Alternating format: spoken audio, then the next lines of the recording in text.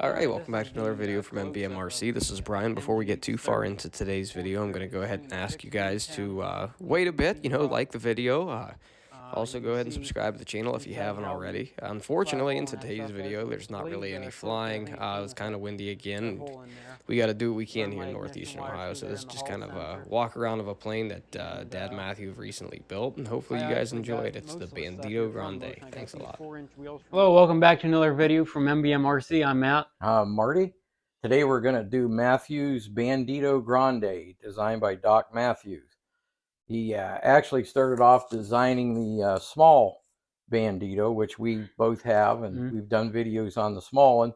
We liked him so much that we decided to build a big one, and this was a short kit that came from Balsa Workbench.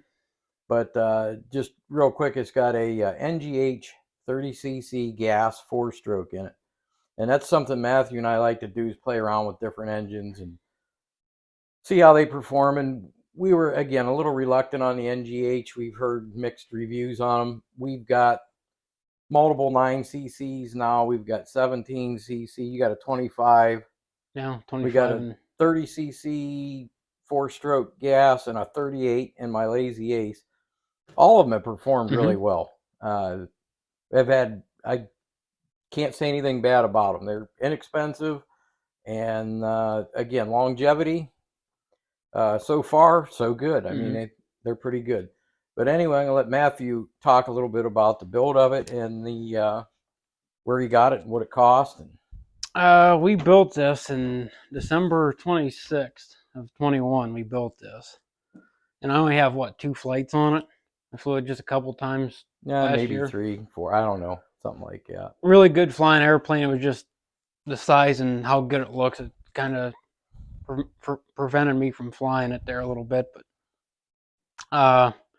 82-inch wingspan. It was an RCM first, by the way. It was RCM 2001, Doc Matthews design. And this was the cover photo. This is exactly what his looked like on RCM. Covered it to the T just like his. I think his RCM logo though was down in this area, and I moved it to the tail. But solid flying airplane. It's got 4-star 120 gear on it. I got the wheel pants from Fiberglass Specialties. It's got SIG wheel pant mounts in it.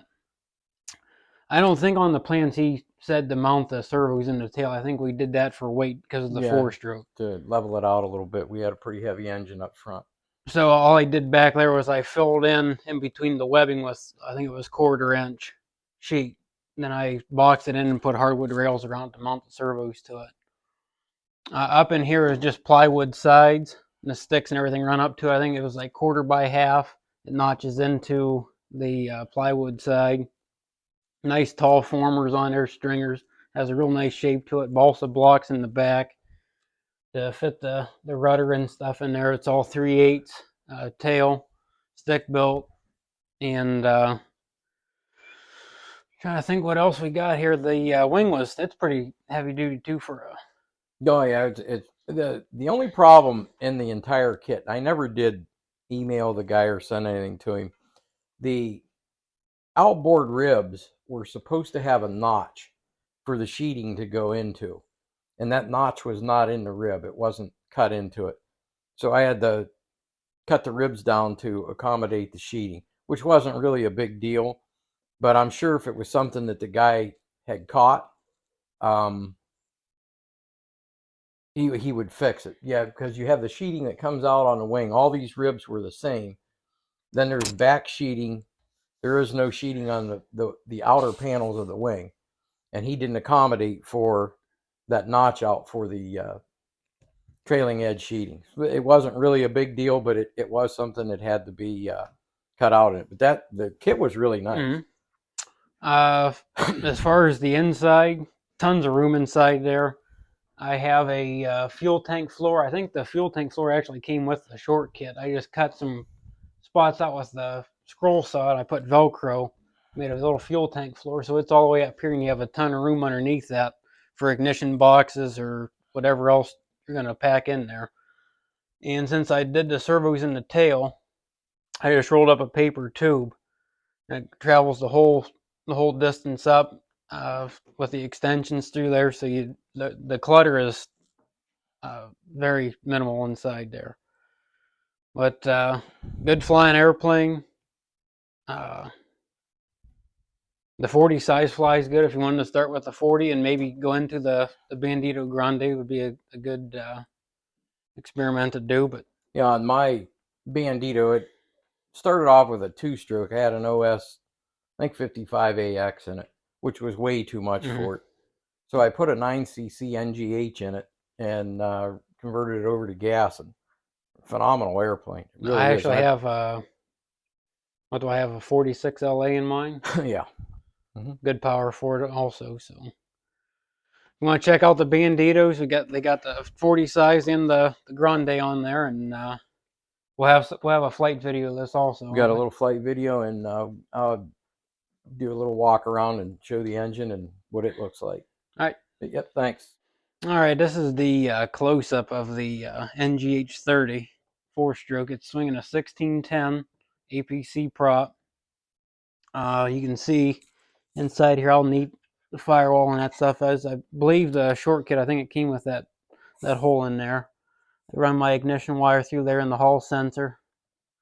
And I actually got most of the stuff here from Motion. I got these 4-inch wheels from Motion RC. The aluminum switch I got from Motion. All the covering is monocoat. And the pilot figure inside is actually out of one of my weak solutions that I had. Custom made piece. It's got Dubro tail wires on it, and actually that 4-stroke's pretty smooth. It doesn't really shake a whole lot. So if you want those on there, I mean, I would definitely put them on there just in case you was to put a 2-stroke gas or something in there. It's going to shake the tail a little bit, but it's got a top and bottom. Sullivan tail wheel bracket. It's got the heavy duty spring on it. A little bit of lead. Oh, yeah, a little bit of lead. And I didn't use Futaba's standard arms that come with them. I got the Dubro servo arms because they're a little bit thicker plastic and kind of meant for more jarring around than the stock. Well, yeah, I mean, I got that printed up at our local print shop there where we get most of our decals. It's called Carter's Copy and Alliance. But yeah, that's the Bandito Grande. Hope you enjoy the video.